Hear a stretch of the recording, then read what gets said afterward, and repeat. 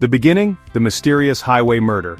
The winter air on I-75 was biting cold, typical for a January night in Ohio.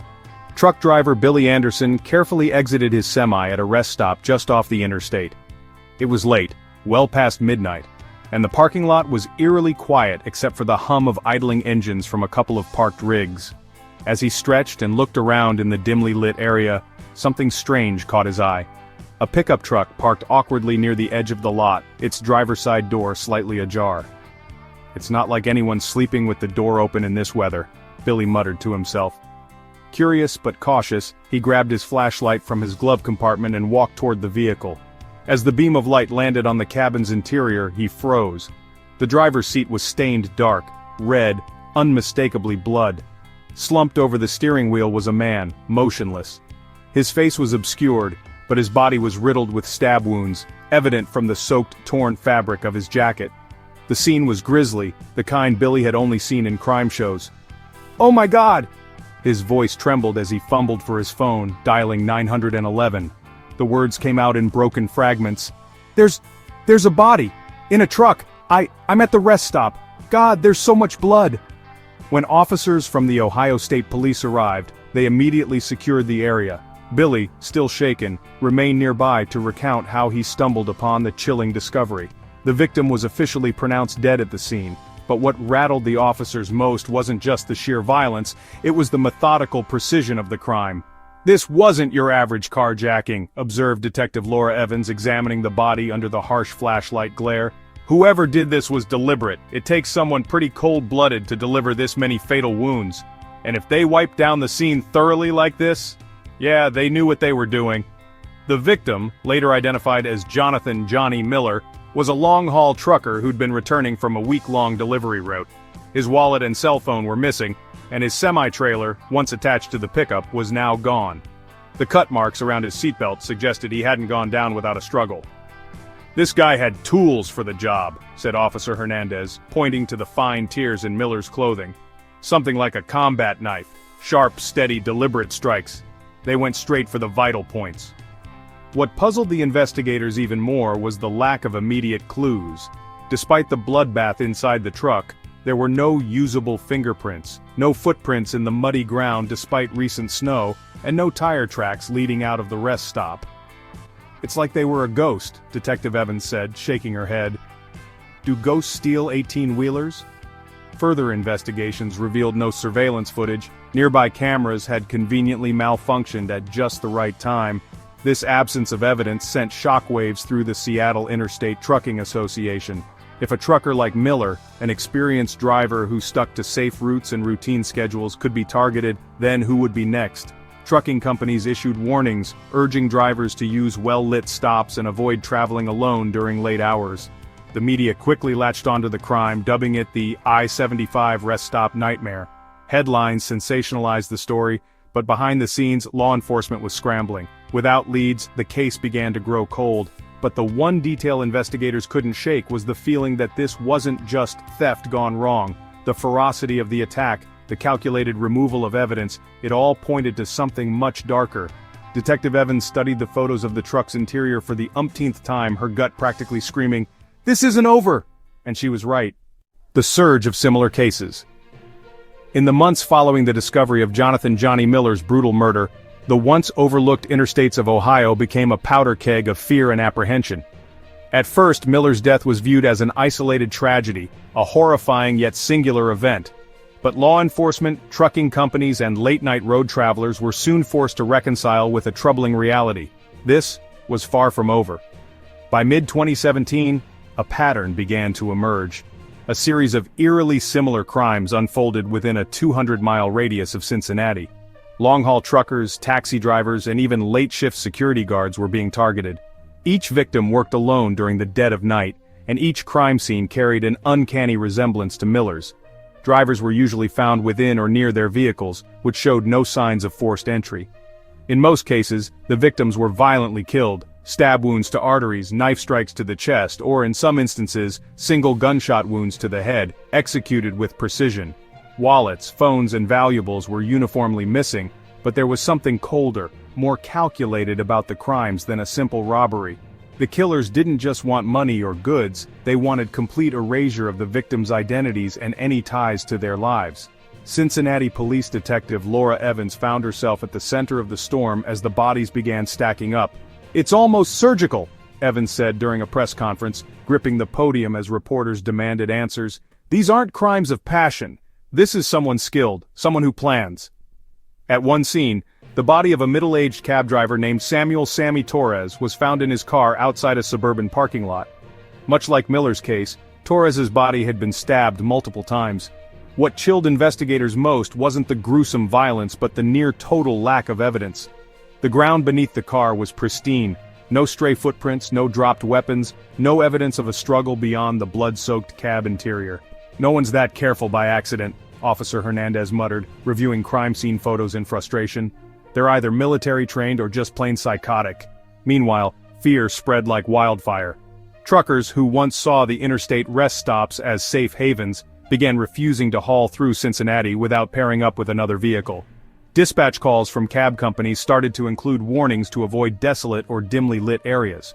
Even major logistics companies like Swift Transportation and U.S. Express issued new safety protocols for nighttime driving, urging their drivers to stick to gas stations or rest stops with surveillance cameras. And yet, even with increased vigilance, the murders didn't stop. In the summer of 2017, a late-shift security guard at a closed construction site became another victim.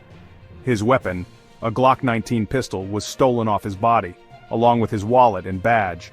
His blood-soaked uniform, riddled with stab wounds, reflected the now all-too-familiar signature of the killer. Despite the mounting body count, the investigation floundered as leads evaporated before they could even solidify. The press began to have a field day, coining headlines like "The Cincinnati Night Stalker" and "Midnight Murderer Strikes Again." Theories flooded in from amateur sleuths online, some claiming it was a gang initiation ritual, others insisting it was the work of a lone serial killer with deep tactical training. Detective Evans couldn't shake the feeling that something larger was at play. She pored over the files late into the night, consuming coffee in copious amounts. One common thread began to emerge. Precision, not impulse, defined these crimes. "They don't leave anything behind," she muttered to herself in the dimly lit precinct file room. "No cameras, no witnesses, no mistakes. It's like they're ghosting away from every location." Meanwhile, the Ohio State Police discovered yet another body in late September. A young long-haul driver named Chris C.J. Warner, found in the back of his truck in Dayton. His hands had been zip-tied behind him, and his throat was slashed. Blood pooled beneath the truck, soaking into the gravel lot. A quick look at the crime scene confirmed what investigators had gathered from previous victims. No tire marks, no fingerprints, no stray hair fibers. Even the zip ties were a generic, untraceable kind found in any hardware store. CJ's brother, who had convinced him to take the job just a year prior, arrived at the precinct to plead with Detectives Evans and Hernandez for answers. "You've got to stop this," he said, shaking his fists in desperation. "CJ didn't deserve this. We didn't even have time to say goodbye." "You have my word," Evans responded, her voice slightly cracking under the pressure. "We won't rest until we find whoever, or whatever this is." Within law enforcement, the frustration boiled over as higher-ups started speculating whether these crimes were connected to the theft of the victims' vehicles or personal belongings.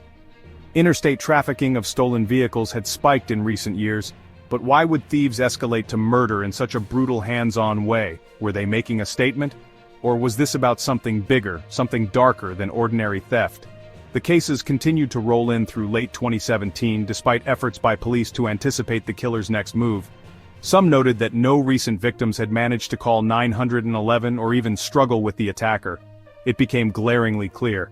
Cincinnati wasn't dealing with a sloppy criminal getting lucky.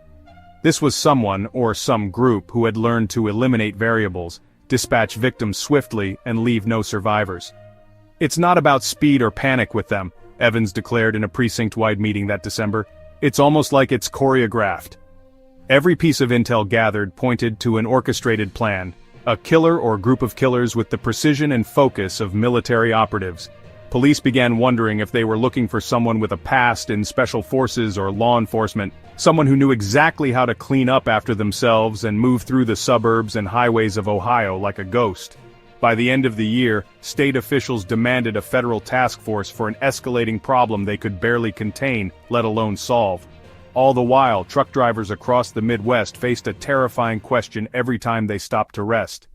Am I next? Even more chilling, dismemberment and cooking to dispose of bodies. By early 2018, the case had taken a gruesome and deeply disturbing turn.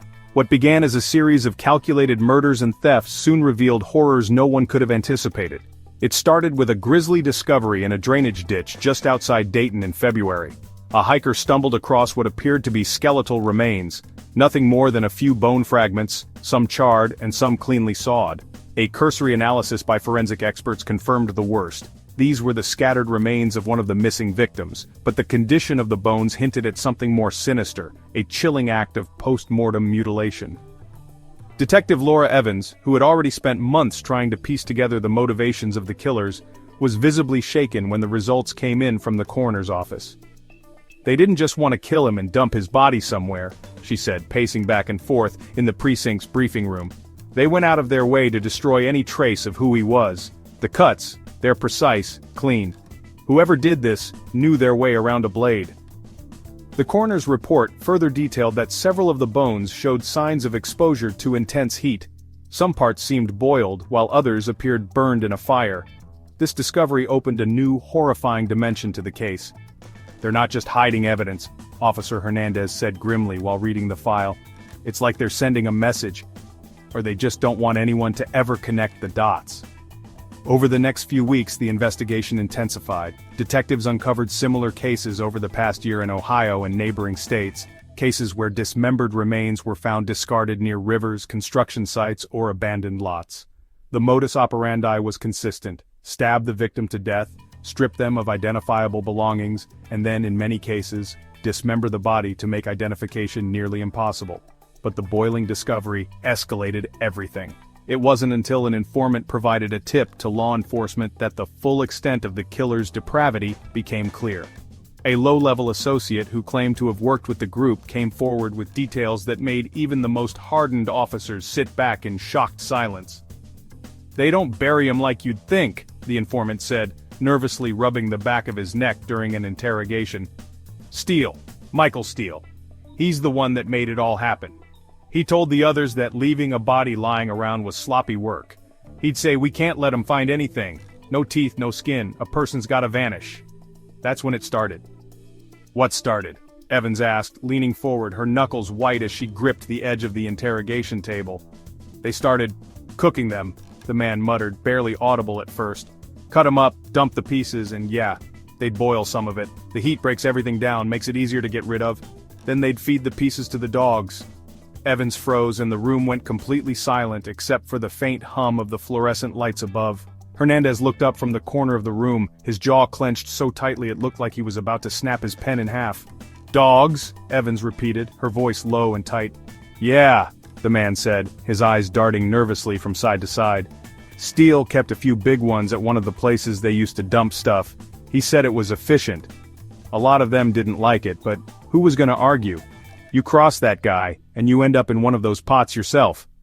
The image painted by the informant was almost too horrifying to believe, but as the detectives cross-referenced these claims with past crime scenes and forensic evidence, the story checked out disturbingly well. Steele, the group's cold and calculating leader, had devised this method not only to erase evidence but to strike fear into the hearts of his own crew. A former associate, arrested during a separate investigation, corroborated this account under interrogation. He revealed even more damning details. "I couldn't do it," the man said, trembling in the interrogation room with tears streaming down his face. "The first time I just froze. I was supposed to help clean up after one of the kills. This poor guy, he was just a driver. Probably had a family waiting on him. They cut him up right there like he was nothing. Steele handed me a knife and told me to get my hands dirty. But I couldn't. I threw up. Steele. He just laughed and told me I wouldn't last long if I couldn't pull my weight." The man's testimony included specific references to a rural property on the outskirts of Cincinnati, one of the group's hideouts, where the most gruesome acts allegedly occurred. A search team was immediately dispatched to the site, and what they found shocked even seasoned investigators. In the charred remains of what had once been a farmhouse's kitchen, forensic experts uncovered fragments of bone, scorched metal pots, and most horrifyingly, traces of human DNA embedded in the cracks of the floorboards. The scene painted a picture too horrific to ignore. "God damn it," Hernandez growled as he walked out of the site, unable to stomach the smell of burned flesh that still lingered faintly despite the damage. This isn't just murder anymore. This is something else entirely.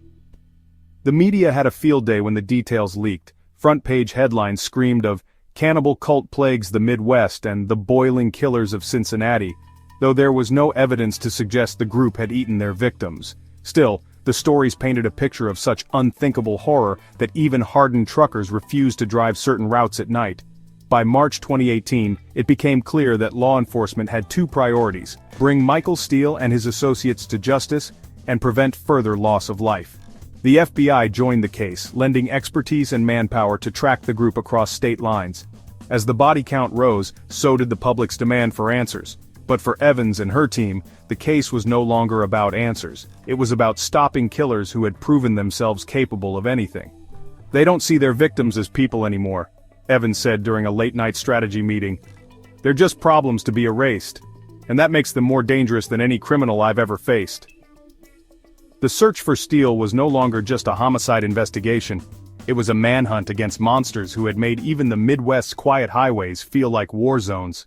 Signs of a professional crime syndicate.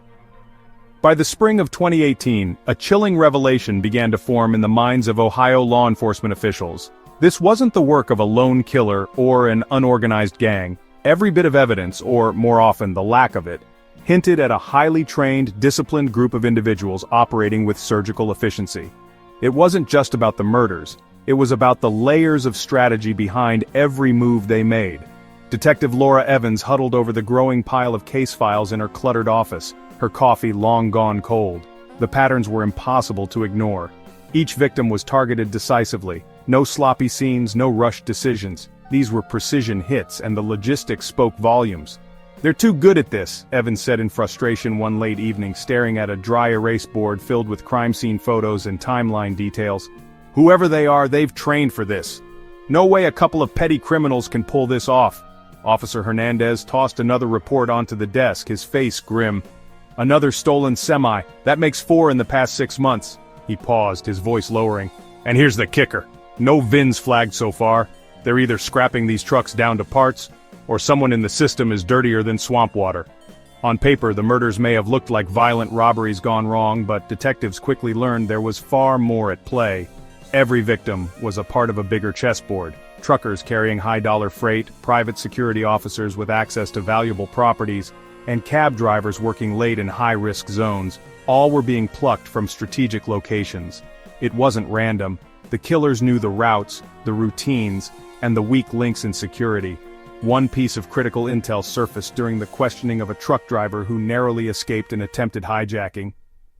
"Yeah, it felt off from the start," the driver said, rubbing his temples as he recalled the harrowing encounter. "This green car was following me for miles.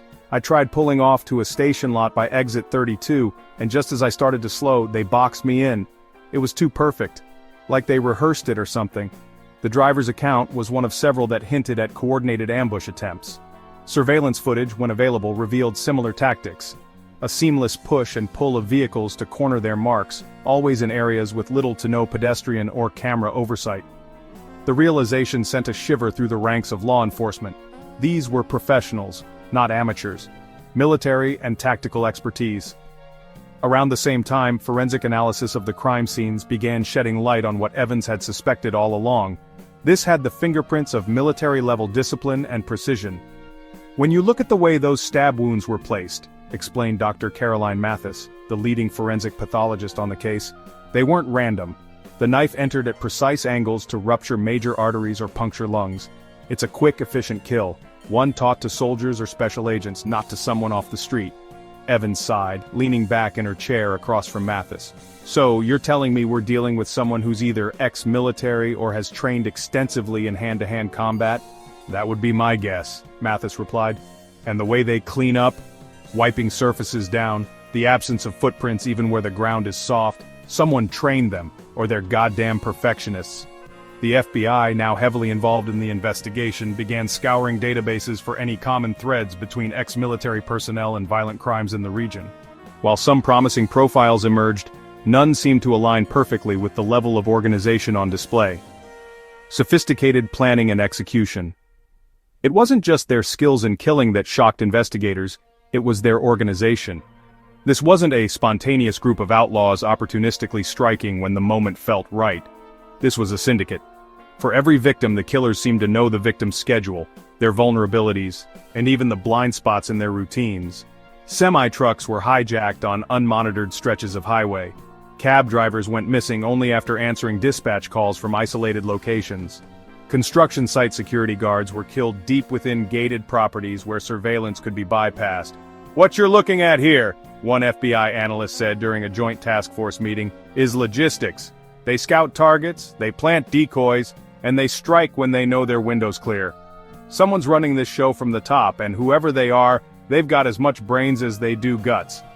Evans nodded grimly. "It's like they've got some espionage-level playbook." Further proving this theory were communications intercepted from a burner phone traced back to the group. The transcript revealed coded language, systematic check-ins, and discussions of appointments that were later tied to murder times and locations. One line stood out: "No loose ends, clean every time. Any mistakes, handle it immediately." A ruthless chain of command. Interviews with individuals who had connections, however loose or minor, to the group began revealing the terrifying hierarchy at play. At the top was Michael Steele, a shadowy figure the FBI only began piecing together through fragmented intel.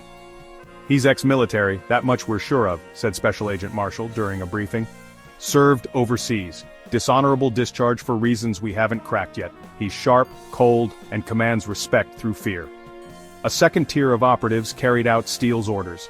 They were described by sources as fiercely loyal, willing to do whatever it took to protect their boss and advance the syndicate's goals. Most seemed to have criminal pasts, armed robbery, drug smuggling, even assaults, but what united them was Steele's psychological grip. "He uses fear like a weapon," confessed one low-level courier who had worked for Steele indirectly. "You don't cross him, not even a little. People who tried, they disappeared.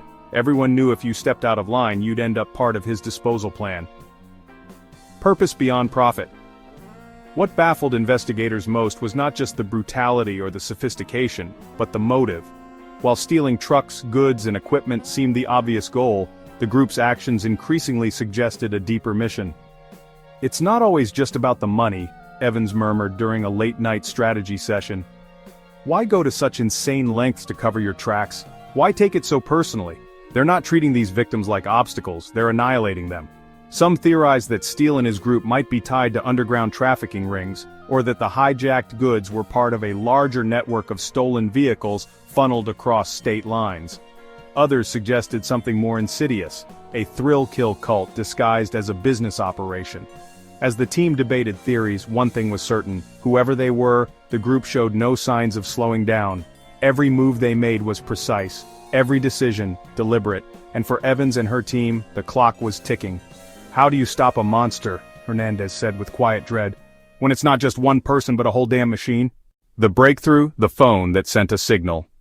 By the beginning of 2018, months of investigative efforts had yielded few tangible results. The killers had meticulously erased every trace of their presence at the crime scenes, leaving law enforcement grasping at straws. Detective Laura Evans had spent countless sleepless nights staring at walls plastered with notes, maps, and timelines. Leads came and went like shadows, always dissipating before they provided anything concrete. Then, in what seemed like an almost cruel twist of fate, a single clue emerged from an unlikely source: a battered phone sitting in the back of a dingy pawn shop on the outskirts of Cincinnati. The discovery was almost accidental. Detective Hernandez had been following up on a routine tip about stolen electronics sold at local pawn shops. While inspecting stacks of outdated phones at one shop, his attention was drawn to a scratched, older model smartphone that seemed eerily familiar. After calling in the serial number to the precinct, his heart skipped a beat.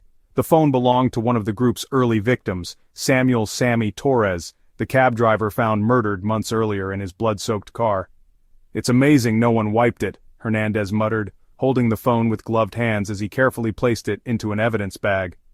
"What kind of professional operation screws up like this?" Evans's face lit up when Hernandez dropped the phone onto her desk later that afternoon. A glimmer of hope flashed in her normally exhausted eyes as she turned the device over in her hands. If this thing still has any data on it, we may finally have something real, Hernandez. Something they didn't clean up. The signal that sparked a trail. The phone, upon inspection by the forensics team, appeared to have been wiped of almost all personal information. No contacts, no photos, no identifying accounts. However, one detail stood out. It had recently connected to a Wi-Fi network at a gas station just a few miles from where another victim, Chris C.J. Warner, had been found dead weeks earlier. A digital forensic analysis revealed the phone had still been passively sending location data to a defunct cloud account. It wasn't much, but it was enough to spark a lead. "There's our first connection," Evans said, leaning over the forensic analyst's desk, her finger jabbed at the name of the gas station on the screen. "CJ and Torres aren't just two random names on our list. Someone using this phone was there. Whether it's Steele or one of his people, we're finally circling the right drain." The gas station where the phone had pinged was located near an industrial park, quiet, heavily shadowed, and barely covered by surveillance. When Evans and Hernandez combed through blurry recordings from nearby cameras, a car caught their attention, an older green sedan with missing plates. Though the footage couldn't provide clear images of the driver, the car matched multiple descriptions from eyewitnesses who had reported seeing suspicious tailgating vehicles moments before recent attacks. The pawn shop connection. Further interviews with the pawn shop owner revealed even more startling details.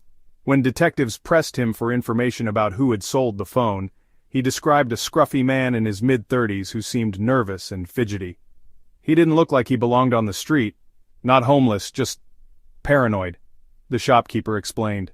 The man hadn't left behind a name, but he had sold the phone bundled with other electronic items, a second-hand GPS unit and a digital camera, all of which seemed cheap and insignificant.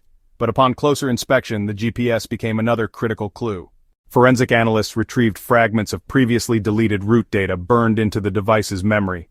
One particular path stood out, a trip charted across several small towns surrounding Cincinnati, forming a rough triangle that law enforcement now suspected marked key locations tied to Steele's operation, closing in a lead to Steele. Evans' gut instinct told her they were onto something big. "They're not as flawless as they think they are," she said during a precinct strategy meeting. Pointing to the newly constructed triangle map on the wall, she said, "Every one of these spots is near a known dumping ground or one of our old crime scenes. This isn't coincidence, people. This is their network." The routes traced by the GPS also revealed another shocking detail. One endpoint repeatedly pinged the same coordinates over several weeks. When checked against public records, the coordinates led to a long-abandoned construction site sitting idle for nearly a decade. It was a location that had slipped entirely under the radar of the investigation so far. "You're telling me we've had a potential base of operations sitting under our noses this whole damn time?" Hernandez grumbled, rubbing his temples in frustration. "How has nobody checked that out before?" They mobilized immediately. Armed with the first lead they'd had in months, Evans and a tactical team prepared to survey the site under the cover of night. Equipping themselves with infrared cameras and drones, they hoped to catch their elusive suspects off guard. The discovery at the construction site. What they found at the site began to unravel the puzzle. Initially it seemed deserted, piles of rusted equipment, graffiti-streaked walls, and the eerie silence of long-forgotten machinery. But hidden beneath an old tarp, the officers discovered chilling evidence, a camper van loaded with tools, rope, duct tape, and several burner phones. Even more gruesome, a makeshift fire pit near the building revealed a pile of scorched bones covered in ash. Initial tests confirmed they were human. "Jesus Christ," Hernandez muttered, stepping back from the scene, his flashlight trembling slightly. "They've been using this place as a goddamn slaughterhouse." Evans crouched down, staring at the charred remains in the pit. Anger and relief mixed in her expression. "They're getting sloppy," she said through clenched teeth. "Leaving this behind shows they think they're invincible, but they're not ghosts anymore. Not to us." The GPS unit and phone signal had cracked the door open, allowing law enforcement to glimpse the inner workings of the syndicate's careful but brutal operations. The discovery of the camper van also provided fingerprints tied to several minor associates of Steele, creating a foundation for further arrests. A fragile victory. Within days, the evidence gathered from the construction site led to raids on houses and hideouts across the Cincinnati area. Low-level members of the syndicate were arrested one by one. Each new arrest brought fresh confessions, albeit from trembling mouths unwilling to challenge Steele's reign. But Steele himself remained elusive, a ghost slipping through their fingers. Despite the arrests, Evans remained on edge. "This isn't the end," she said. "It's a breakthrough, sure, but he's still out there. He'll know we're getting close. And if I know his type, he's about to lash out harder than ever." In the weeks that followed, the investigation ramped up to a scale unlike anything the team had ever undertaken, as Evans and her unit braced themselves for the inevitable retaliation from the man they were now certain led the group of killers. The mastermind, a hardened ex-military leader. In the whirlwind hunt for answers, the name Michael Steele began surfacing at the edges of witness statements, interrogations, and forensic records. At first it was nothing more than a whisper. Steele commands it. Steele makes the calls. You don't cross Steele.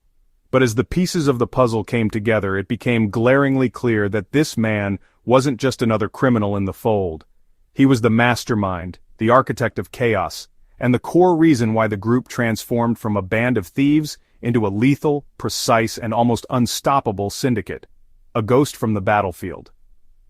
Michael Steele, as law enforcement pieced together, wasn't his real name.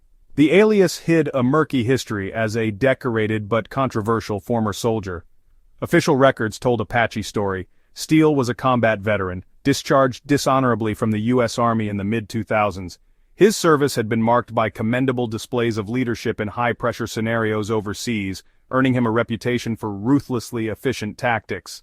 Steele had led missions deep into hostile territory, reportedly operating under a "no man left behind" ethos, for better or worse. But beneath the medals and promotions lurked a darker side. A confidential Army report hinted at Steele's growing instability during his later deployments. His methods weren't just relentless, they were uncompromising, often bordering on illegal. Subordinates described him as both inspiring and terrifying, a man who didn't let rules or people get in his way. "You survived with Steele," one former squadmate anonymously recounted in an old military blog discovered by the FBI. "But you carried ghosts with you when you did. He'd make the call no one else wanted to, and sometimes I wasn't sure if he made it because it was the right thing to do or because he liked the power." In his final year of service, things came to a head.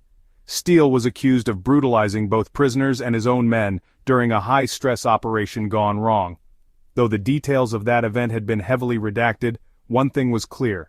His dishonorable discharge shredded his ambitions of climbing further in the ranks. And when he returned home to Ohio, Steele became a restless ghost, a man with all the tactics of a soldier, but none of the purpose. A dangerous mindset. Unlike petty criminals, Steele's post-military career wasn't born out of desperation, it was born out of cold calculation. Records showed he briefly worked in the private security sector, contracted to both trucking companies and high-value logistics firms across the Midwest. This job would prove to be more than a paycheck. It was reconnaissance. Steele's military precision allowed him to map cracks in a rapidly growing industry, recognizing the vulnerability of isolated truckers transporting lucrative goods through vast, empty highways. Steele didn't just see targets, FBI profiler Linda Carter explained during a law enforcement seminar. He saw weaknesses. He could break down vulnerabilities like a machine and weaponize them. Those who knew Steele described a man of contradictions. He was charismatic, ruthlessly intelligent, and chillingly pragmatic. He was the kind of leader people followed out of both loyalty and fear. Him? He doesn't scream or threaten, he just looks at you, and you know what'll happen if you screw up, said one low-level associate during an interrogation. When he orders something, you don't think twice. If someone's gotta die, they die. If something's gotta burn, it burns. Simple as that. The foundation of a syndicate. It didn't take long for Steele to gather a following. He recruited from Ohio's disaffected underbelly, veterans with nowhere to go, career criminals looking for structure, and reckless drifters who wanted a cut of the payday without worrying about the consequences. But what made Steele's organization so dangerous wasn't just their brutality, it was their discipline. Steele took broken men and turned them into soldiers with a criminal purpose. Hierarchy was ironclad within the syndicate, a reflection of Steele's military upbringing. Orders flowed downward, and questioning them was unthinkable. Each individual had a role to play, from tailing high-value marks to executing the gruesome killings, and everyone was loyal because Steele had made it terrifyingly clear what betrayal meant. Steele made you feel like you were part of something bigger than yourself, even if what you were doing made your stomach churn, admitted one ex-member of the group after being captured in a sting operation. But the second you even thought about stepping out of line, hell, You'd feel like your name was already on his execution list. A lethal vision. Steele's criminal enterprise went beyond petty robberies or even planned hijackings. He operated with the meticulousness of a tactician, and his vision extended far past the individual crimes. Every semi-truck and stolen vehicle vanished into larger smuggling networks, crossing state lines or being disassembled into untraceable parts. Profits funneled into hidden accounts, paying for tools, weapons, and loyalty within the ranks. Steele isn't just stealing to survive, Detective Evans explained to her colleagues during a task force update. He's building something, a miniature empire that's self-sustaining. Beyond the logistics, Steele's methods of erasing evidence elevated him above even the most complicated cases law enforcement had seen. Under his orders, victims were killed quickly, carefully, and efficiently. Their belongings from phones to IDs were destroyed, sold, or wiped clean. Dumping grounds were selected with military precision, often in places where forensic analysis would yield little to nothing. "He doesn't leave messes," Evans muttered after examining yet another chillingly sterile crime scene, "and when he does, it's because he wants you to find what's left, to make sure you know who you're dealing with." A monster among monsters. What made Michael Steele truly terrifying wasn't just his ability to kill or orchestrate chaos, it was his emotional detachment. Unlike other criminals, Steele didn't seem to act out of greed, revenge, or even raw sociopathy. His unrivaled control and precision hinted at something much colder, a belief that he was destined to carve out authority from the weakness he saw in the world. "You ask me if he's crazy," said one captured member of the group. "I've thought a lot about that. Maybe he is, maybe he's not. I think he just decided one day that other people's lives didn't matter if he couldn't use them. He's not a killer because he has to be. He does it because he can." For Detective Evans, Steele was no longer just another suspect. He was the sole figurehead of a complex web of crime, and as the pieces began falling into place, she realized that every step the police took brought them closer to confrontation with a man who thrived on control and feared nothing but vulnerability. "Steele's not going to go quietly," she said to Hernandez during a late-night debrief. "He's not going to run. Men like him don't run. They dig in, and they make you come to them." Evans was right. Steele didn't fear being hunted. In fact, he welcomed it. The climax: uncovering a hoard of evidence. By mid-2018, the investigation into Michael Steele's syndicate had reached a fever pitch. Every clue unearthed seemed to paint a more horrifying picture of the scale and dominance of Steele's operation. Investigators knew he wasn't just running a tightly organized group of killers. He was orchestrating a criminal empire. But what they couldn't find was the smoking gun. Hard evidence to definitively tie Steele to all the murders, thefts, and disappearances that had terrorized the Midwest. That all changed in a single raid on what would later be known as the Cash House. It started with a tip from a frightened informant. The man, a former low-ranking associate of the group, nervously approached law enforcement through his lawyer, offering a location in exchange for full protection. "Steele will kill me if he even thinks I said a word," he whispered in a closed-door meeting with Detective Evans and federal agents. "But there's a place. I think it's where they keep all their stuff. The trucks, the guns, the money, everything. You find that place, you'll find him." The tip led them to a seemingly abandoned warehouse on the outskirts of Cincinnati. It was the kind of place no one would notice, set far back off a rural road, surrounded by overgrown fields and broken chain-link fences. It looked like it hadn't been touched in decades, the perfect facade for concealment, but what lay inside was far more than anyone had anticipated: the warehouse raid. The raid itself was nothing short of a strategic spectacle.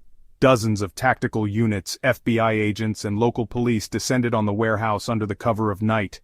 Infrared drones buzzed overhead, scanning the perimeter, while SUVs parked silently further down the road, their engines idling in anticipation. Officers whispered nervously to each other as they prepared their gear. They knew this wasn't just another operation. This was their best chance to bring down Steele and his syndicate. Detective Evans stood at the heart of the operation, her face stoic but her mind racing. She'd been there for every frustrating dead end, every sleepless night of sorting through evidence that pointed in a dozen directions. This time she wasn't leaving without answers. "Entry team, move in," came the quiet but firm command from the FBI's lead agent. The first breach was fast and precise. A team of heavily armed officers stormed the warehouse's massive steel doors, setting off a chain reaction of events. Inside, the air was thick with the smell of oil, rust, and mildew. Dust swirled in the dim beams of their flashlights as they scanned the cavernous interior. At first, the space seemed mostly empty. A few scattered pallets, broken equipment, and a long-forgotten forklift leaning drunkenly in the shadows. But that changed as they moved deeper. It was the hidden sublevel that held the real treasures. Behind a fake wall, agents discovered a narrow stairwell leading down to an underground storage room. What they found there was staggering, disbanding the heart of the operation. The room was a treasure trove of evidence. Steel shelves lined with tightly sealed crates filled the space, each stacked meticulously with stolen goods. There were tools for disabling vehicle tracking systems, piles of fake license plates, and detailed maps of interstate routes marked with scribbled notes. But that wasn't all. On one wall, investigators found a line of weapons expertly mounted like a twisted armory. There were shotguns, semi-automatic rifles, and handguns, many with serial numbers filed off. A single table in the middle of the room held blueprints, not of buildings but of operations, plans outlining where and when to strike. One corner was devoted to electronics, burner phones, walkie-talkies, and a laptop that forensic examiners would later discover contained logs of the group's criminal transactions. Then came the most chilling discovery, a blood-stained notebook lying on the far end of a workbench. Detective Evans picked it up carefully, her gloved fingers turning its pages as the room fell silent. Inside was a handwritten ledger detailing every piece of stolen cargo, every cleaned-out bank account, and most disturbingly, every victim. "Oh my God," Hernandez muttered as he peered over her shoulder. "He's been keeping track of everything." Each name was listed alongside notes as cold and matter-of-fact as grocery list items. Sammy Torres, done. John Miller, put up a fight. C.J. Warner, disposed of. The notes also included profits from selling stolen trucks, weapons costs, and coded references to hiding bodies or destroying evidence. "It's a hit list," Evans said, her voice low but tinged with fury. "He kept a goddamn hit list." The horde of stolen vehicles. While investigators processed the basement, another team outside discovered an adjoining storage area covered in tarps. Underneath, they found a fleet of stolen vehicles expertly dismantled into parts. Truck cabs had their logos peeled off and VINs scratched out. Containers still held half-loaded freight from missing shipments, a mix of electronic goods and expensive machinery, much of it disassembled and ready to sell. "It's enough to outfit an entire black market," one officer said grimly, marveling at the sheer scale of the operation. Each part of every truck had been cataloged and packed for transport, suggesting the syndicate wasn't just stealing, they were supplying to an underground network. But the most haunting find was a semi-truck parked near the far corner of the lot. Its trailer was still attached, its doors padlocked. When officers cut it open, they were met with an overwhelming stench of blood and decay. Inside were plastic drums filled with acid-corroded remains, human remains. Forensics teams later confirmed they matched multiple victims connected to Steele's crimes. Securing the evidence. "Get this locked down," Evans barked, stepping back outside to radio for additional forensic teams. "I don't want anything slipping through the cracks. Everything in that warehouse is a piece of how this bastard's been operating. We're gonna pick it apart until there's nothing left for him to hide behind." The evidence haul was the biggest breakthrough of the investigation. A goldmine that not only connected Steele's syndicate to dozens of murders and thefts, but also offered insight into the scale and logistics of his crime ring. The weapons, the plans, the stolen goods. It was all there, meticulously organized like a horrifying business operation. What's more, fingerprints and forensic traces tied Steele and several of his top lieutenants directly to the site. The fallout. The raid sent shockwaves through the law enforcement community. For the first time in nearly 2 years, they had what they needed to take serious action against Steele and his inner circle. Arrest warrants were issued across state lines, and task forces mobilized to target every known hideout. "This isn't just a syndicate anymore," Evans told a room full of officers the next day. "This is a goddamn war zone. But after what we just found, we've got every weapon we need to bring Steele down. No more faceless names, no more ghosts." Steele himself, however, was nowhere to be found. The clock was ticking, and Evans knew one thing for certain. Men like Steele don't give up. They dig in deeper, ready to fight until the bitter end. The horrors unveiled. Chilling tales from the suspects. By the time the police began to capture and interrogate members of Michael Steele's syndicate, a deeply unsettling picture emerged. A picture darker and more monstrous than even the most cynical investigators had imagined. The suspects, though hardened by their crimes, spoke in hushed, broken voices when recounting Steele's methods and the reign of terror he commanded. What they revealed didn't just shock detectives, it confirmed that Steele's operation was more than a criminal enterprise. It was a theater of psychological torment and brutality, the weight of fear, Steele's iron grip. Many suspects began their confessions with the same recurring theme: there was never a choice. Steele didn't give his crew orders, he gave ultimatums. To disobey Steele meant death, often a slow, brutal end carried out in front of the other members to serve as a ghastly warning. "Steele didn't just kill you if you betrayed him," one suspect said during an interrogation. "He made sure we all knew it. If you even thought about stepping out of line, you'd end up like Carl." "Who's Carl?" Evans asked, her face hard yet calm. The man's lips trembled as he looked down at the table. "Carl thought he could skim a little cash off the top. Steele found out. He brought him into the warehouse, tied him to a chair, made us all watch. Then he cut him up piece by piece." "Piece by piece," Hernandez repeated, his tone disbelieving. The suspect nodded, tears welling in his eyes despite his tattooed, rough exterior. "When Carl passed out, Steele threw water on him, told him to wake up, that he wasn't done yet. It went on for hours. That's how he controlled us. You weren't just afraid of getting caught, you were afraid of him." The cooking incident, a grim revelation. Among the many confessions that spilled out during the interrogations was one of the darkest chapters of Steele's reign, an event labeled only as the cooking incident by the team of investigators. It began with the testimony of a particularly shaken suspect. "You don't understand what he made us do," the man stammered, his hands trembling as he was led into the interrogation room. "It wasn't just about the kills, it wasn't just about the trucks. He wanted us to erase people like they'd never existed." "Explain," Evans said, leaning forward, her voice steady but icy. The man swallowed hard. "It was mid-2018, some trucker we nabbed off I-71. Guy panicked, tried to punch one of us when we surrounded his rig. Steele didn't like that. Said we couldn't dump him the usual way. Said we had to send a message. But I think it was just to scare us." "Go on," Evans urged, her knuckles tightening against the table. The man took a deep breath, glancing nervously toward the two-way mirror. "Steele told us to bring the body to one of the safe houses, told us we had to chop him up and boil what was left. He said it'd make it easier to dispose of him. No trace, no DNA, just gone." Evans exchanged a glance with Hernandez, who suddenly leaned back in disbelief. "He had you cook a body?" "The smell," the man muttered, his fingers gripping the edge of the table, his eyes distant and unfocused. "It stuck to everything. The pots, the walls, my clothes. Even after we dumped the bones in the river, I could still smell it." "But why? Why go to such ghastly extremes?" Evans pressed, struggling to suppress her disgust. The man shook his head. "He didn't do it because he had to. He did it because he could, because he wanted us to know what he'd make us do if we crossed him. Turning monsters into pawns." Another suspect confessed that Steele deliberately pushed his men to commit crimes so horrific they could never walk away, or turn on him. Once they crossed certain moral lines, Steele had them trapped.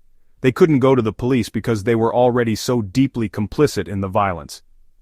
"He knew what he was doing," one man said, his voice shaking from both anger and fear. "He made us do things, unspeakable things, and then he'd remind us, 'You're mine now. Even if you run, even if you try to start over, the cops will come for you before me.' He had us locked in a cage, and we built it ourselves."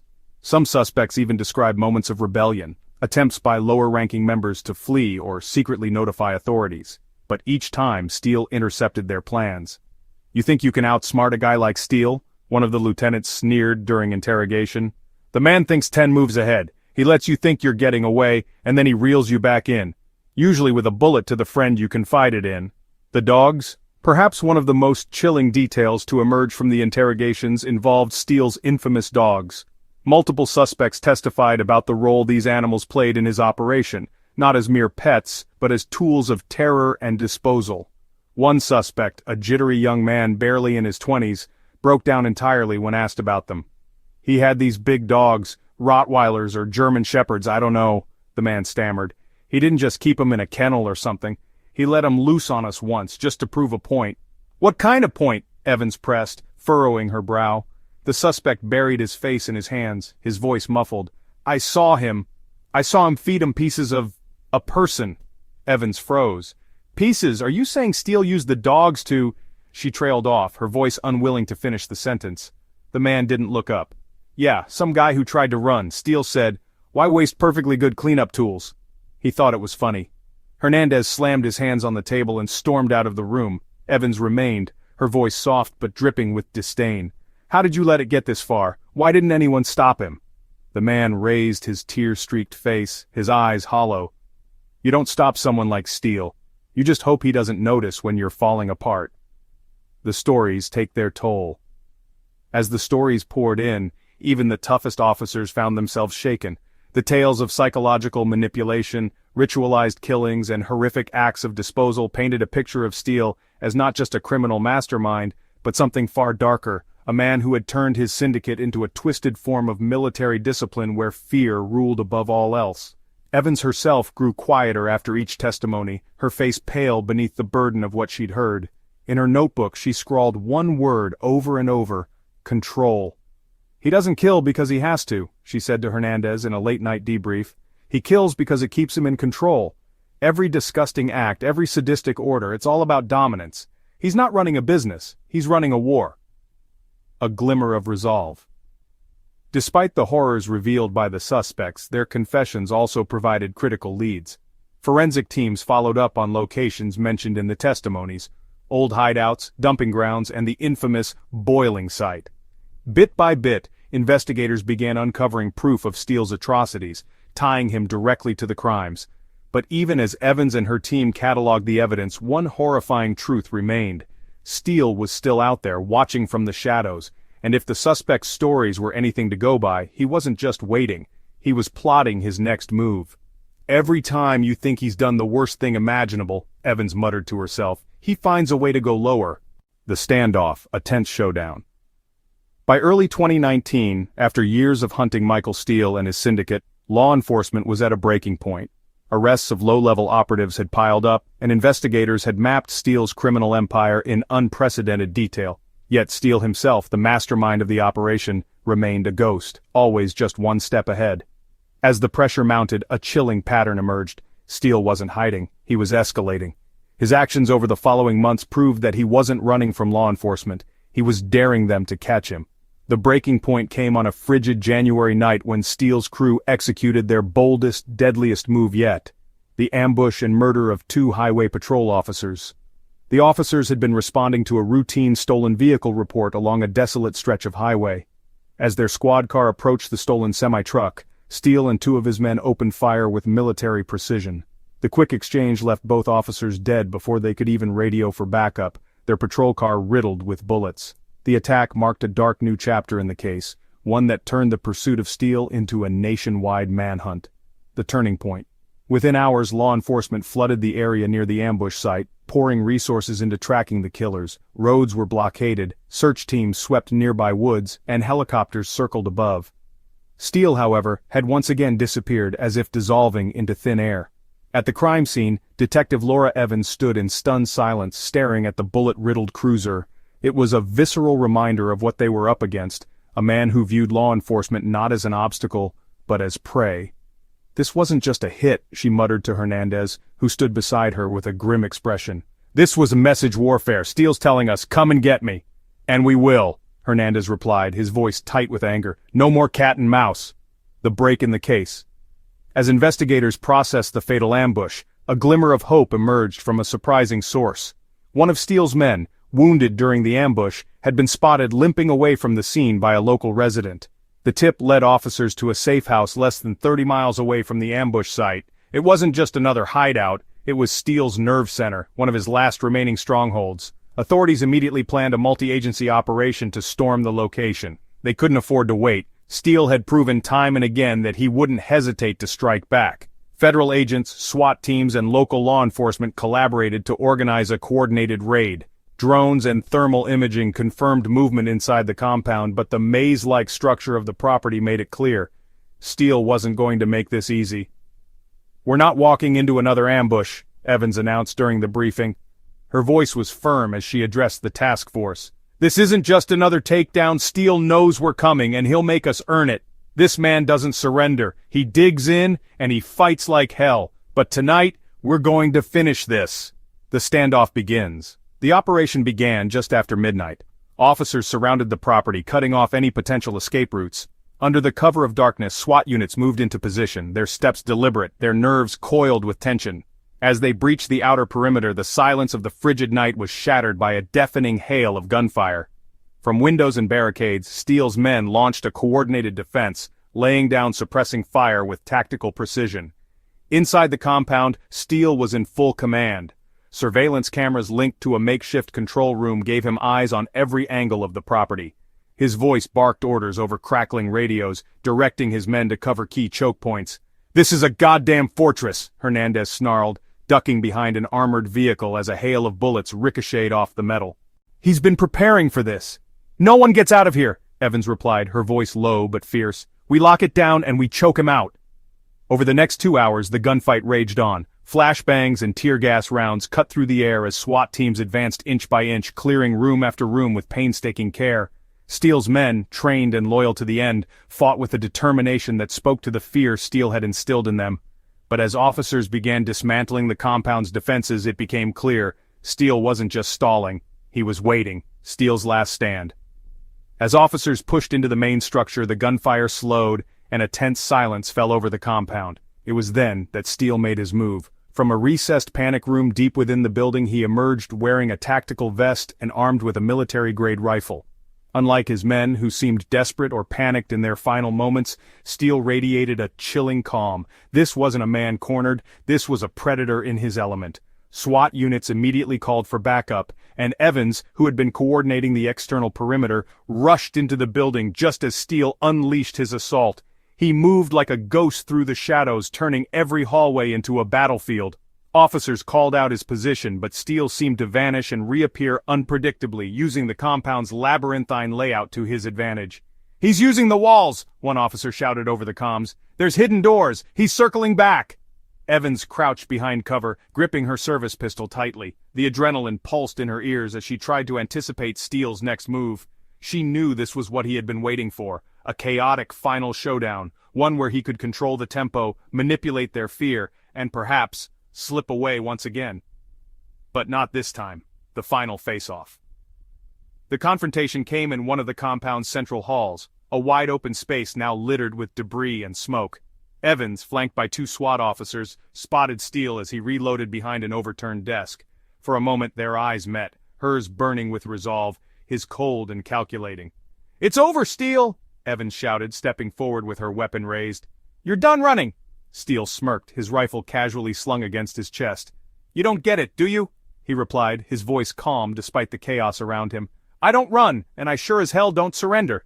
Before Evans could respond, Steele raised his weapon, firing a rapid burst that forced her team back into cover. But his arrogance cost him. A SWAT officer circled behind and fired a non-lethal round that struck Steele in the leg, dropping him to one knee.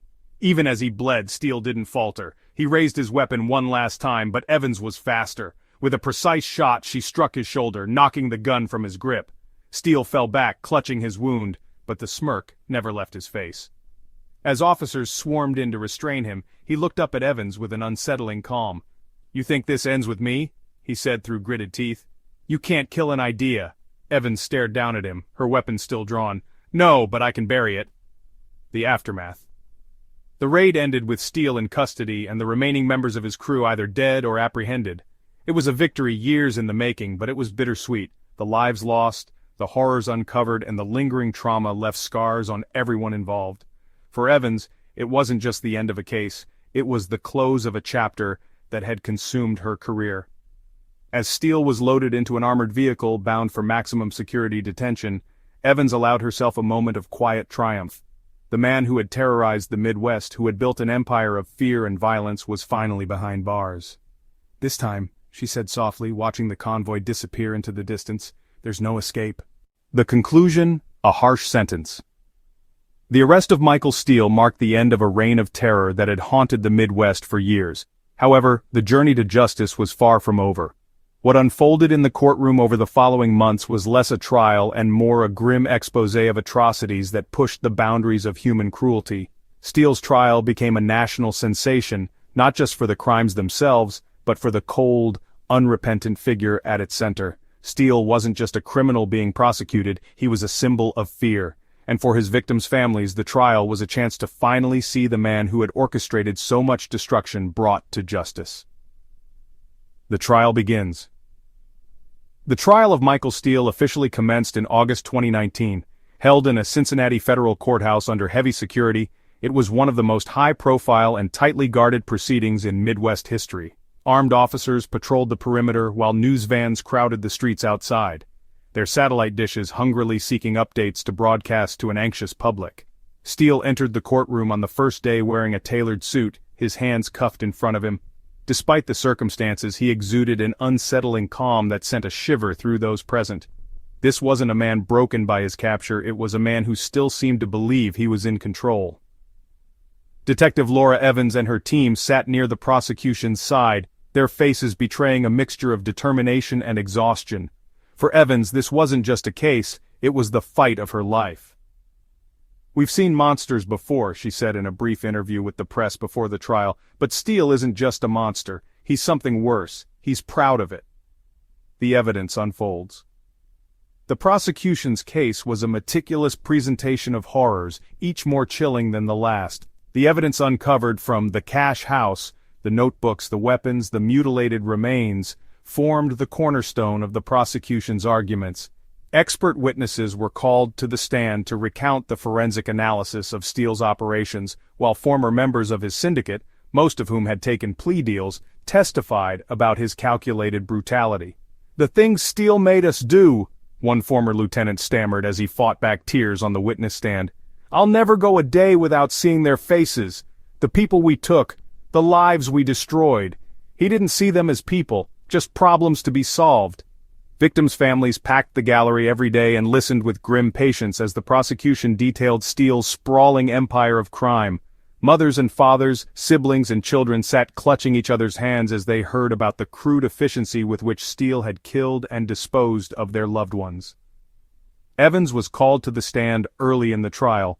Her testimony was clinical but poignant as she recounted the years-long investigation, the near misses, and the final fateful raid that had brought Steele down. But when asked why the case meant so much to her, her professional demeanor momentarily cracked.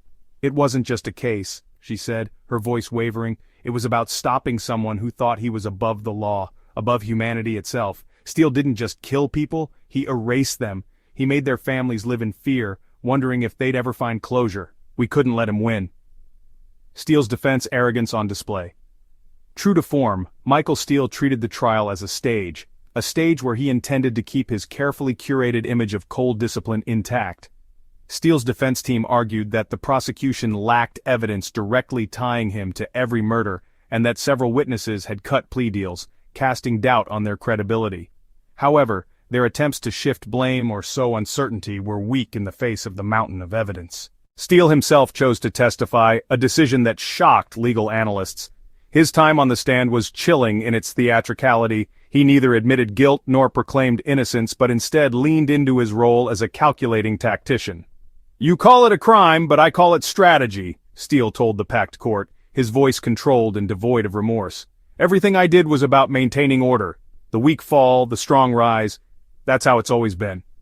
The jury, and everyone in the courtroom, was left speechless.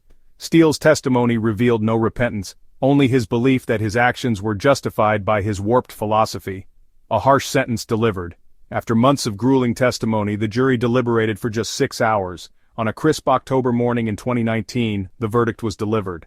Michael Steele was found guilty on all counts: multiple charges of first-degree murder, conspiracy to commit murder, armed robbery, obstruction of justice, and possession of illegal firearms. Judge Catherine Delaney, a veteran of high-profile cases, didn't mince words during the sentencing. "You've left a trail of devastation, not just in lives lost but in the hearts of every family left behind. Your arrogance and lack of humanity are almost as horrifying as the crimes you committed."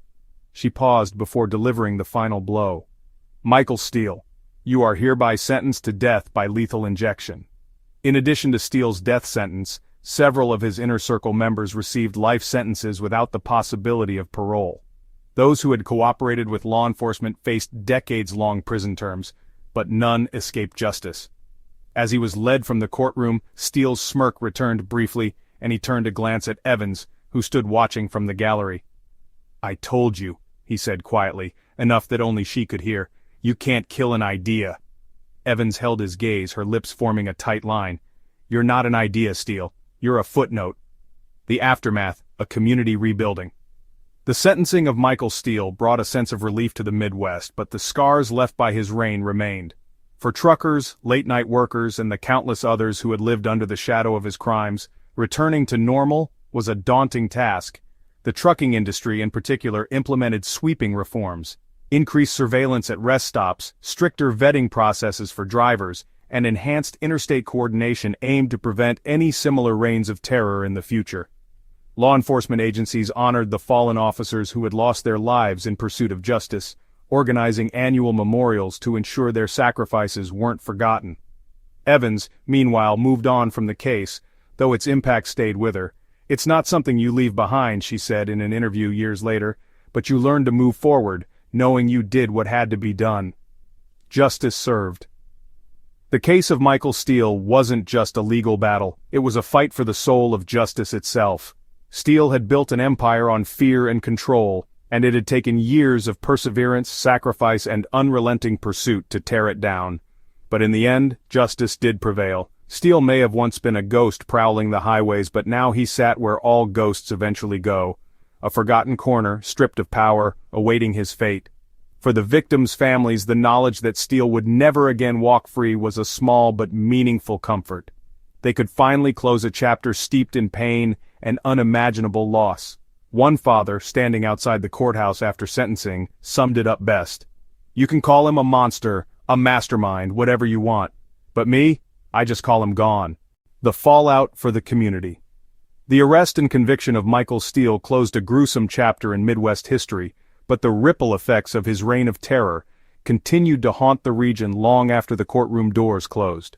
For the communities left devastated by his actions, it wasn't just a criminal case, it was a reckoning with fear, trauma, and the systemic vulnerabilities that allowed Steele's operation to thrive.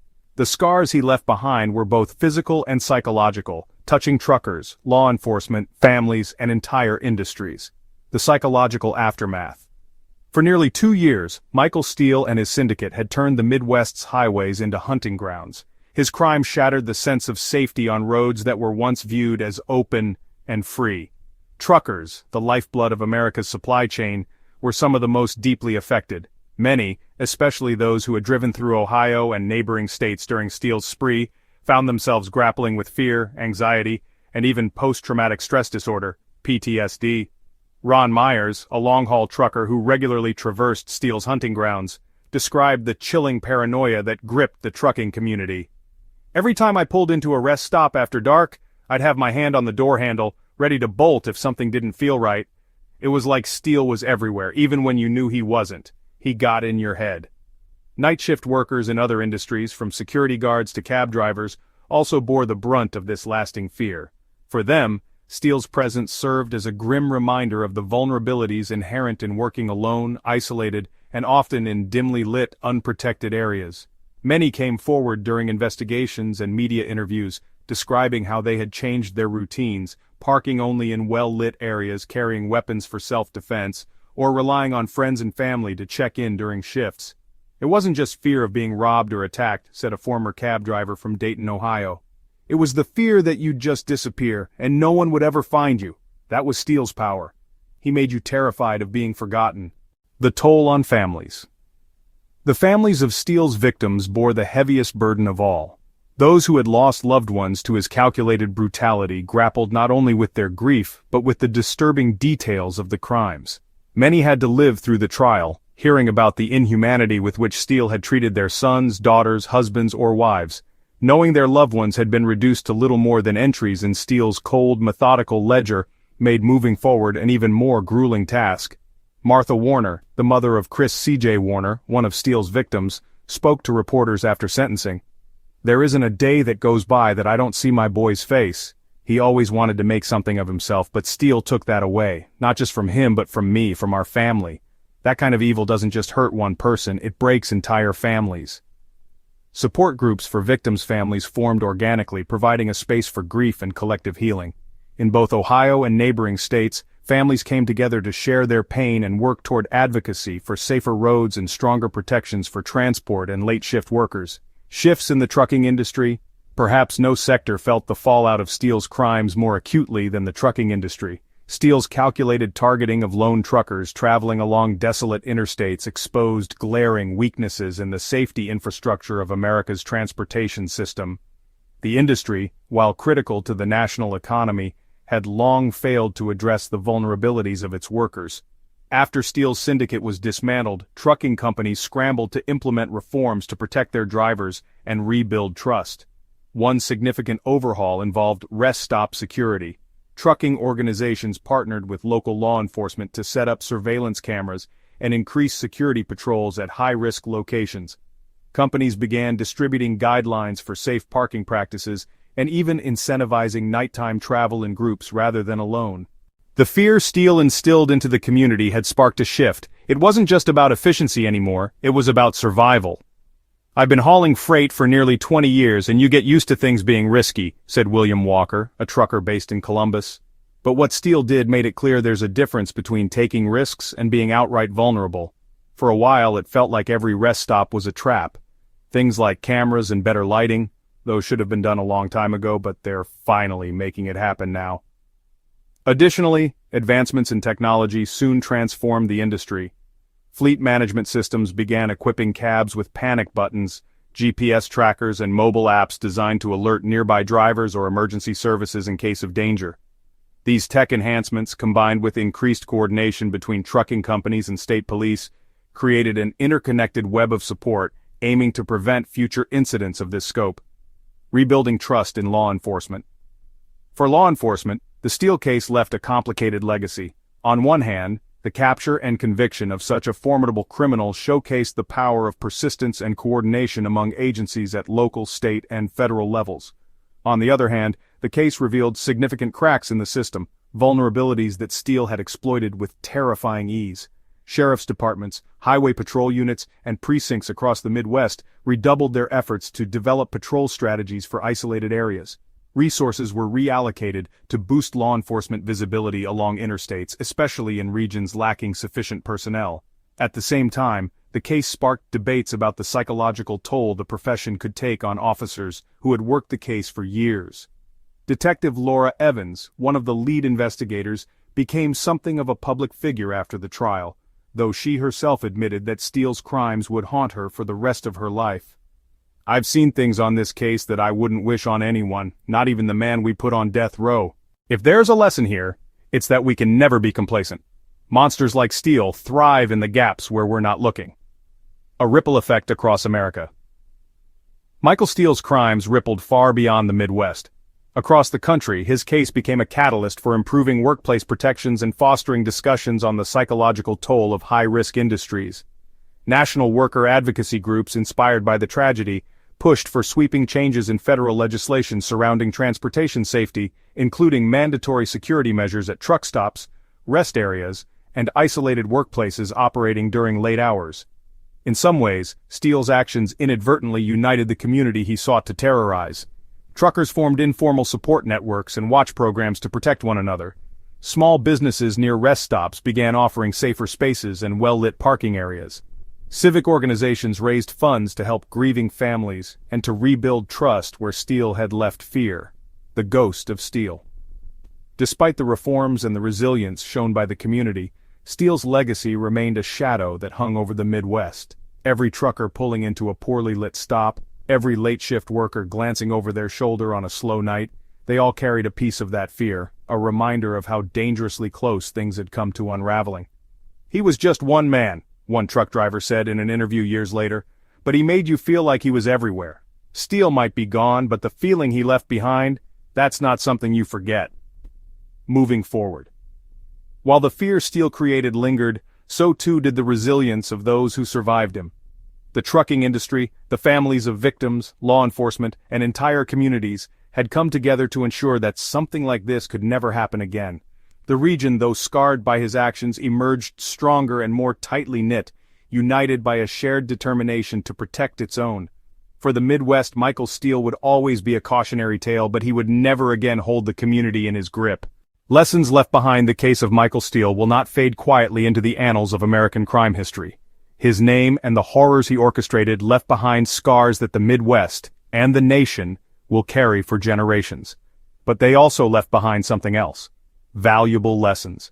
Steele's chilling rise and brutal reign of terror forced communities, industries, and institutions to confront the very vulnerabilities he exploited. From fragmented law enforcement systems to the dangers of solitary jobs, Steele's crimes exposed weaknesses that could no longer be ignored. If there was any silver lining to the darkness he wrought, it was that his story became a cautionary tale, a rallying cry for change, and a reminder of how resilience and justice can emerge even from the most harrowing experiences. 1. The importance of vigilance. Perhaps the biggest wake-up call Steele's crimes delivered was the cost of societal complacency. For too long, truckers traveled alone through poorly lit rest stops, believing in the unspoken safety of the unwatched road. Law enforcement agencies operated in silos, focused on their jurisdictions without sharing information quickly or effectively. Employers of late-night workers took risks with their employees' safety, banking on the idea that nothing bad would happen. Steele proved them all wrong. One lesson here, said Detective Laura Evans in an interview years after the trial, is that we can't take safety for granted, on any level.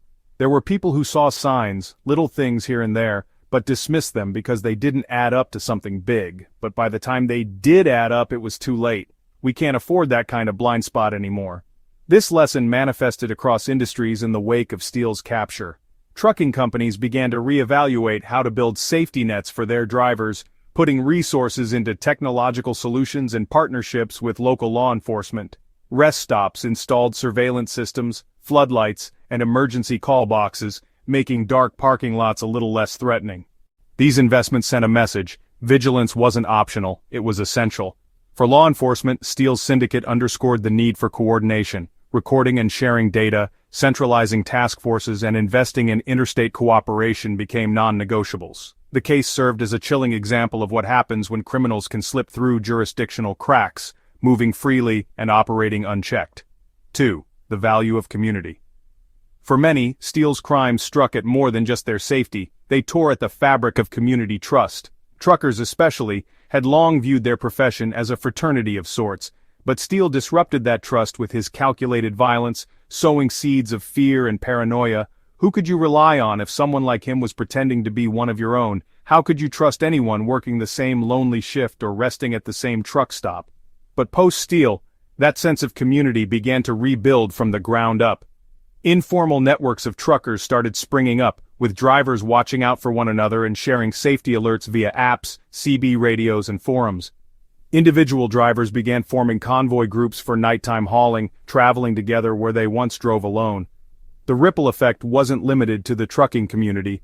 Local towns around Steele's hunting grounds, places once paralyzed by fear, organized neighborhood watch programs, created volunteer patrols, and even developed grassroots safety initiatives.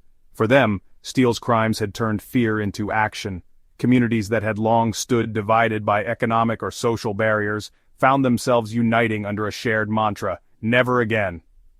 "If there's one thing I hold on to," said William Pierce, a fellow trucker who narrowly escaped Steele's trap, "it's that people can pick each other up even after something like this. We let our guard down once. We won't again. Not for our families, not for our brothers and sisters out there on the road." 3. Highlighting systemic vulnerabilities. Steele wasn't just a product of his own brutality, he thrived because he could exploit systemic flaws. This wasn't just about gaps in law enforcement jurisdiction, it was about the dangerous invisibility of workers who keep America moving. Truckers, late-shift cab drivers, warehouse guards, all jobs carried out in isolation, with little oversight and little attention until something went wrong. Steele preyed on this lack of visibility. Truckers running solo routes became his easiest targets. Truck stops with no cameras or on-site staff turned into his hunting grounds, and long-haul routes with hours of desolation provided the perfect stage for his violence. In the wake of his capture, this invisibility came under sharp scrutiny. Industry leaders and policymakers were forced to reckon with the reality that while America's infrastructure depends on these workers, their safety was often an afterthought.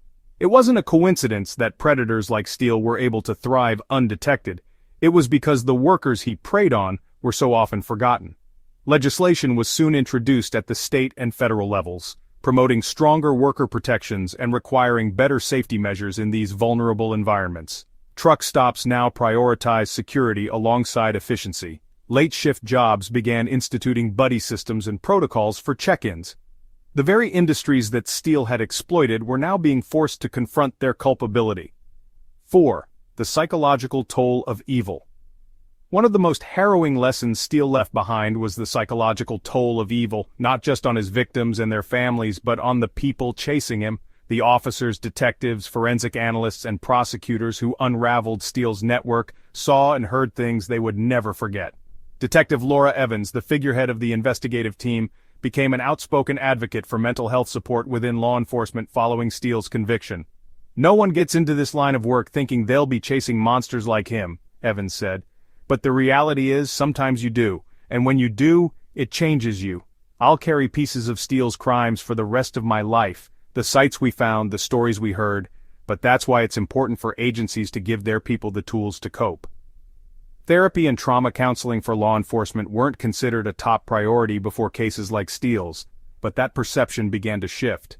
Just as trucking companies implemented safety overhauls, law enforcement began rolling out wellness programs, offering access to mental health resources and peer support programs for officers dealing with cases of extreme violence. 5. A reminder of resilience. Perhaps the most profound lesson of all was more human, the reminder that even in the face of unspeakable horrors, people find a way to endure. Victims' families rebuilt their lives, leaning on communities bound by shared grief and shared hope. Truckers found strength in each other, transforming Steele's reign of terror into a rallying cry for a stronger, safer industry, and law enforcement pushed forward, determined to ensure that no criminal ever wielded Steele's kind of power again. "Steele thought he broke us," said Martha Warner, C.J. Warner's mother, in an interview years later. "For a while he did. I'm not going to lie about that. But over time, you start to pick up the pieces. You start to find light again. You realize that he's gone, and you're still standing. That's how you win." A legacy of lessons. Michael Steele's story was one of darkness and cruelty, but the aftermath became a testament to resilience, change, and the power of communities to adapt in the face of tragedy. His crimes left an indelible mark, forcing institutions and individuals to rethink everything, from how highways are secured to how societies protect their most vulnerable workers. It's a lesson taught at an unimaginable cost, but one that would never be forgotten.